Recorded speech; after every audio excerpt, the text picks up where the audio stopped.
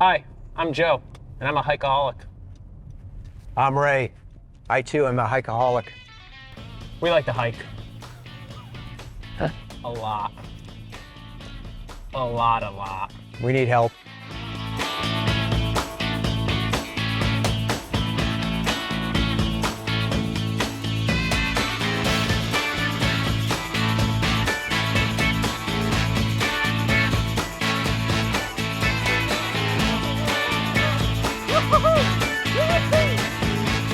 There goes Ray.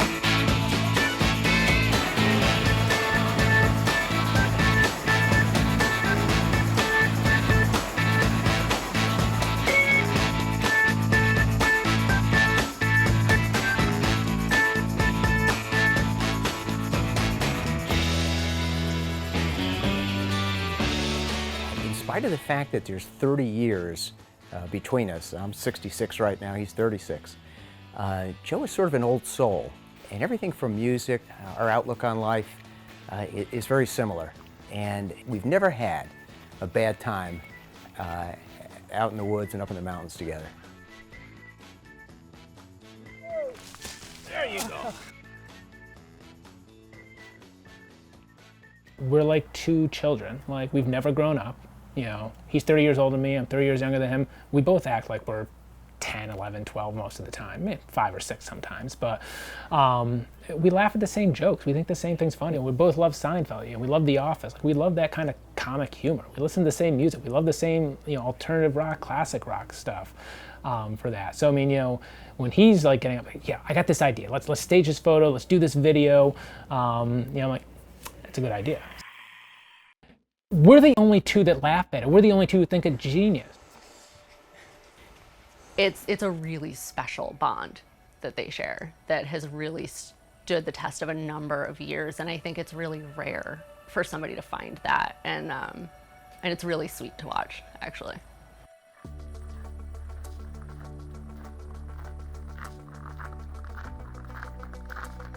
About 12 years now. Yeah, about a dozen years ago, we both signed up for a group hike with the Adirondack Mountain Club. It was like 4:45 in the morning. It was dark. It was a dark parking lot. There's a spot in Queensbury where everybody congregates, so you take as few cars up to the high peaks as possible, and Joe just happened to hop in my car. First time out, we were doing the Seward Range, which is a long, tough day up in the Adirondacks, and there are some people that you just you hit it off with. And Joe and I wound up driving up to the trailhead together as part of this 80K hiking group, and we've been knocking out the trails in the mountains ever since. We both signed up for the next group outing. That was 2 weeks later. Not like, hey, you want to sign up? It was just like he happened to sign up. I had signed up. He was like, hey, why don't you ride with me again this time? I was like, yeah, okay. So, and then we started talking more. I don't believe in coincidence anymore. Things just happen by fate. There's an older woman who told me a number of years ago, there are no such things as coincidences, just small miracles for which God has not been given credit. So, call it a small miracle. We wound up in the same car together, spending a whole day together, and gosh, I don't know how many miles and mountains and car rides since. Ever since? A whole bunch. But every time you end the day, it's always that kind of Ray handshake. So at an angle, like, hey, pleasure meeting you, Joe. We'll do this again sometime. Maybe we'll see you on the next hike. It's been a while since I've worn a microscope. Yeah.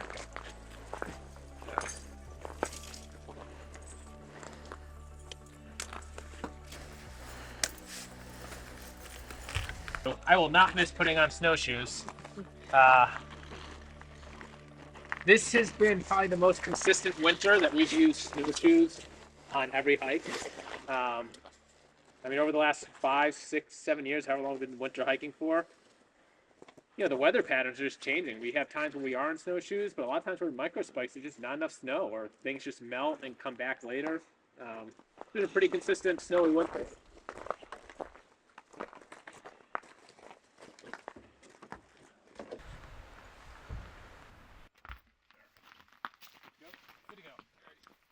So I carry this in my pack wherever I go.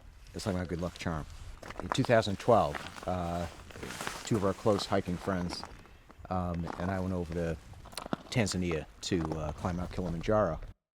And so I pulled this thing out to show it to our guide, Protus Mayunga. And he asked me, he says, what's his name? I said, I don't know, he doesn't have a name. And he said, call him Kifaru, which is rhinoceros in Swahili. And because he's strong like a rhino.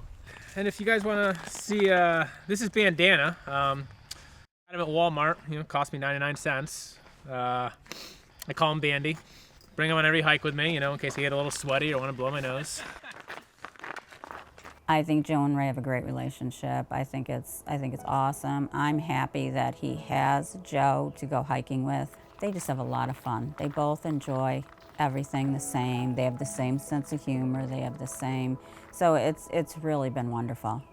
Really been wonderful. We've climbed over 400 individual mountains each.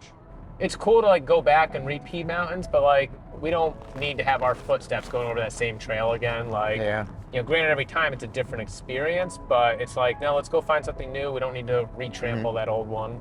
Well, we're working on a group of mountains in New Hampshire called the 52 with a View. We've got 50 of them done, and we're saving the last 2 for springtime. Then after that, what's our next list, Joe? We're quarter, third of the way through the Vermont Long Trail, doing end to end. Not overnight, when people do the Long Trail, they typically hey, take 3 or 4 weeks off and go hike it straight through. We're just doing section hiking it. Yeah. So kind of working along that in the way. There's a bunch of other lists out there and patches and challenges people do. I know we had talked about the Cranberry Lake 50 a while back, probably section hiking that. I know you're working with Mary, with her on her Firetowers. With Ray, that's his life. I mean, when he is stressed out or anything, he goes into the woods and he just comes out so refreshed. Just being outside and being in the fresh air and the trees and nature and everything else, I think it just brightens your day and just brings you energy. The thing I like best about morning hikes, especially real early morning hikes, is the quiet, the solitude. I don't think there's any better way to start a day than getting out here in the woods or getting up on a mountain. Yeah, see that first ray of sun coming through the trees. Don't have to worry about a parking spot. Yeah. And then it's the solitude and the quiet. This is my primary source of exercise these days, is getting out in the mountains, on the trails. It became a substitute for running when my joints started giving me problems, but I never feel a lick of discomfort out here. There's something soothing and calming about being out here in the woods. Hiking is Joe's outlet. Hiking is where he tends to be most at peace. It's almost like a moving meditation for him. It's one of the ways I identify myself as a hiker. Someone who likes to hike. If I didn't have it, who knows how I'd be feeling or what I'd be doing, but I can say it is who I am. It's a part of who I am, and Probably the most important thing I've learned from Joe is he's become my fountain of youth. There is something magical about being out with people who are younger than you are. And he's got a certain vibe and energy that I experience with him every time that we're out. And I feel like, at least from here up, I feel like I'm 36 years old, just like he is. I realize from here down, I'm 66, and sometimes at the end of a hard day, I feel it. But at least, my mind and my soul, I'm still a kid. Knowing Ray is like knowing an onion and constantly peeling away at that onion. It's just, there's so many layers. It's like when you cut through a tree to see how many years has this tree been with all the rings. There's always something new to learn or hear. And I look up to him. He's done so many things. He's got one of the biggest hearts, is so kind about everything. And he boosts everybody up. He just talks positive about everybody. Joe really, he speaks so highly of Ray. He so values the friendship and the relationship. Anytime Joe is wrestling with something or wants to talk something through, right? They're both love to talk about politics and things like that. Ray is his person. That's who he will. Let me talk to Ray about this. Let me get Ray's take on this. Ray teaches me so much about the world and what I'll need to know in the next 30 years. We talk nonstop about economics and politics. I love that stuff. It's so fascinating to me, and you've had so much experience over time. And when setting up my own life insurances and retirement, and Nicole and I buying the house, like so much valuable information from a banker, right? Mortgage banker for that. So, I mean, that's been super helpful. I do have quite a bit more experience on the planet, than Joe does. That we'll talk about things, and I'm sure from time to time I share what's more fatherly advice, than friend or brotherly advice with Joe. And the same thing, he gives me a perspective, from a younger man's point of view of, a way that I wouldn't have thought, about an issue. Joe and Ray really have an incredible friendship. Like, their relationship is unlike anything I think I've witnessed in two people before. They are the same person 30 years apart in like almost any way that you could possibly imagine. Their sense of humor is the same. They just fit together. In some ways, like, I see me as him 30 years ago too. Like, our lives are running almost a parallel trajectory, just 30 years, literally 30 years, and 30 years to 10-day difference. Like, his birthday's the 19th of April, mine's the 29th of April. So, It's a funny thing, there's a 30-year gap, between Joe and I age-wise, but, somehow we both grew up on the same sort of music, have the same tastes.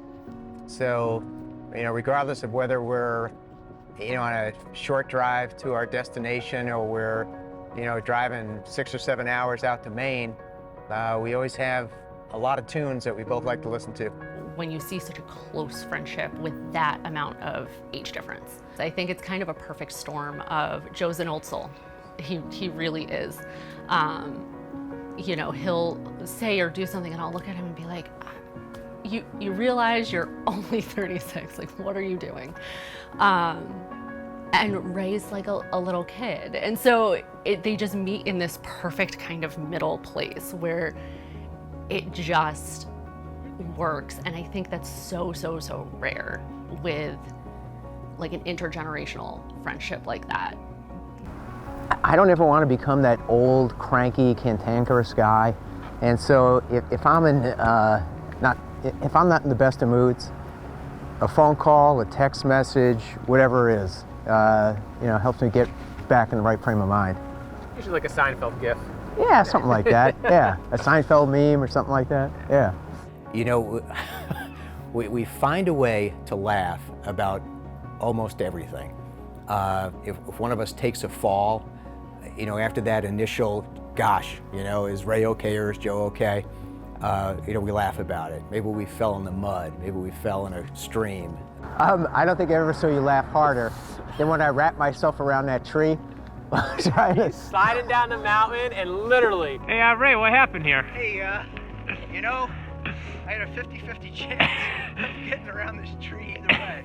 And it just doesn't work out, Joe. Wait, don't move. I gotta take a picture of you first. Injured on the ground for posterity. Yeah, that's right. Yeah, scrambling for your phone so you can take my picture. This is why Nicole doesn't understand why people are friends with me. The upside to being out there and hiking, being out in nature, is probably primarily threefold for me. It's good for the body, helps keep me in shape, helps keep me young physically. It's good for the mind. When you're out there, no cell phones, no iPads, no computers, no televisions, nothing electronic. I don't believe in electronics in the woods. So it's a total escape. And then the other thing is it's good for the soul. So I'm fond of saying, for the mind, for the body, for the soul, there is no place better to be than out in the wilderness or up in the mountains.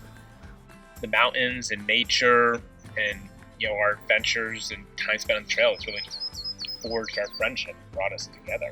Yeah, and it became infectious, where there's really a week now. In fact, I said to Joe around the trail earlier today, hey, we didn't get out last weekend together, and because circumstances didn't allow it. And I was like, you know what, I really missed, not sharing a trail, with Joe for the past 7 days. For him, hiking puts it all in perspective, right? It's very easy in kind of your day-to-day life to feel like every single thing that happens, every problem is huge, right? But when you're on the peak of a mountain in the Adirondacks, you suddenly feel very small. And I think it provides the perspective of there are bigger things than me. There are bigger things than what I'm going through. There are bigger, more important things. And hiking provides that perspective on a regular basis. And it is probably the most important outlet. Yes, he still runs and he still does all of that, but hiking is probably the most important outlet that he has.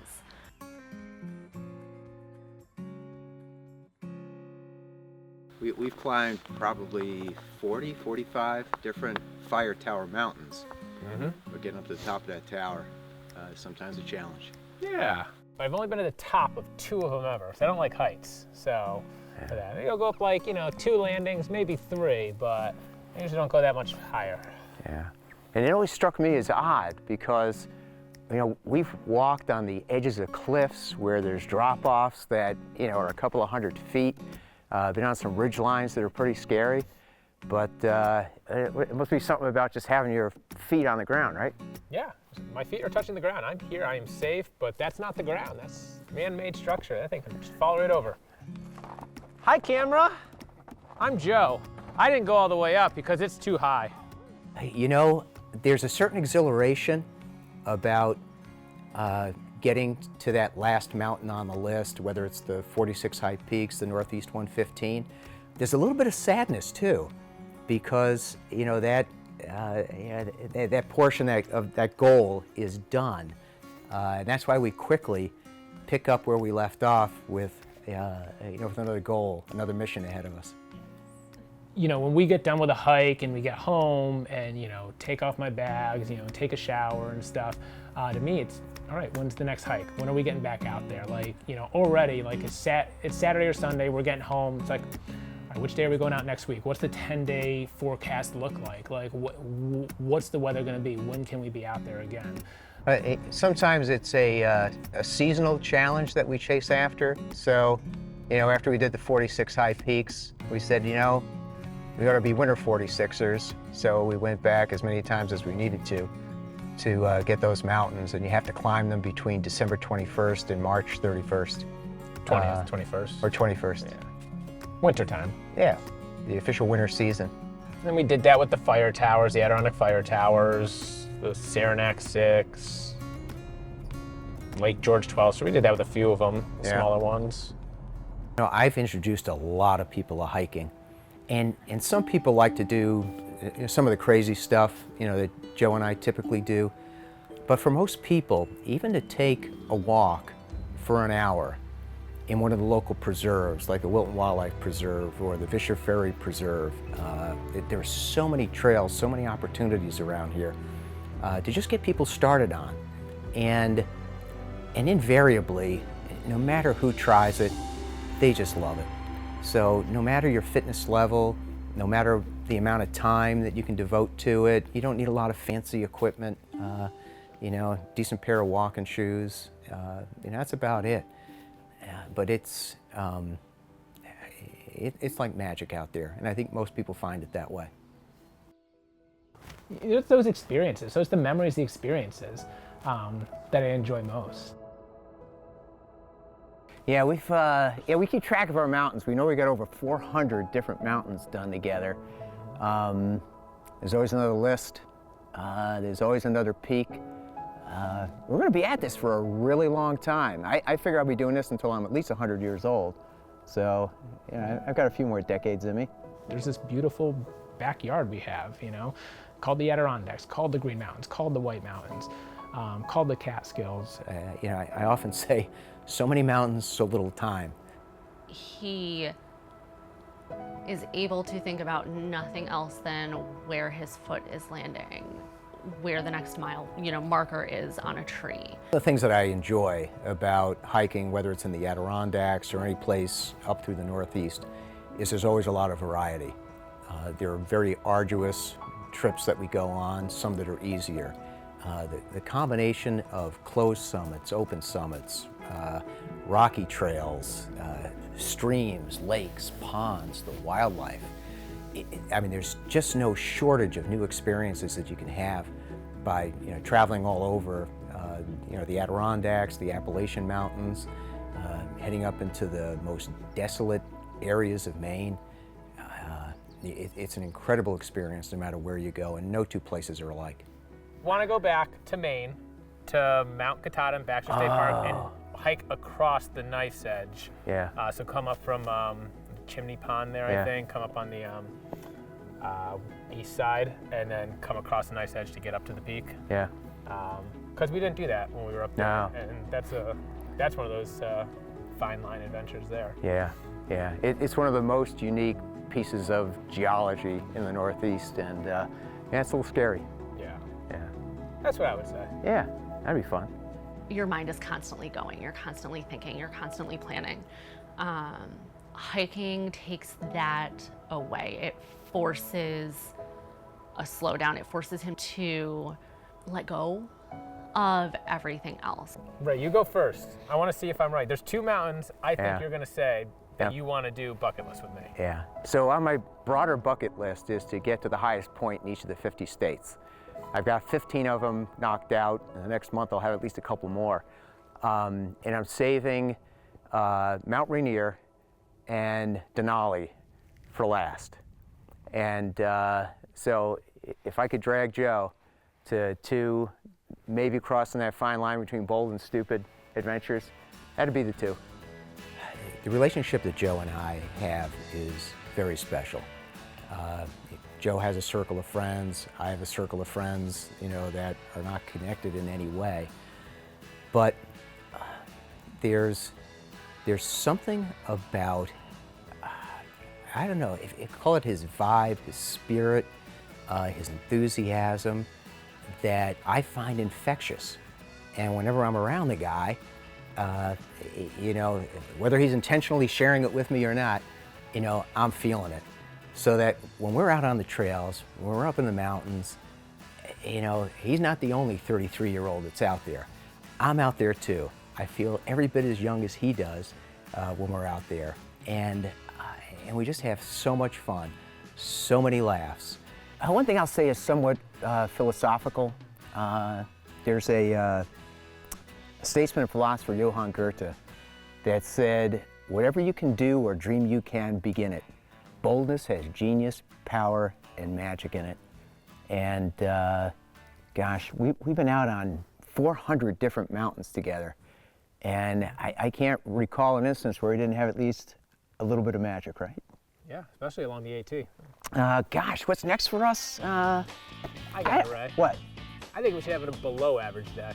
No, there is no day where you and I spend out in the wilderness or up on a mountain that will ever be in a below average day. They are all above average days. What that guy said. Yeah, I think a warm shower is next for me. Pretty freaking cold sitting on this rock. Freezing my ass off. My arse is frozen. Scene 3, take 1, raise above average day. No ordinary Joe. Scene 1, take 1. Action. Action, we want action. And that is how it's done. ACTION. Choo-choo!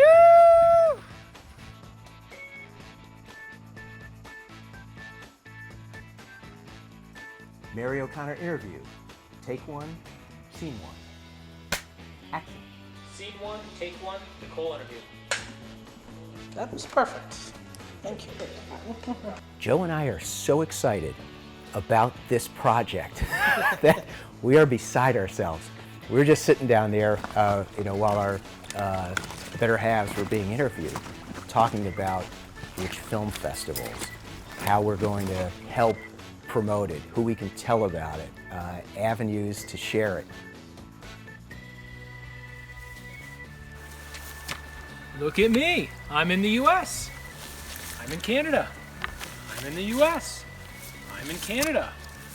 Now I'm straddling the border between the U.S. and Canada. This is very cool. This is very cool. This is the real deal. Yeah. Guinness mas machos! I'm glad you had those answers. I've had an hour to think about this, and I didn't come with any.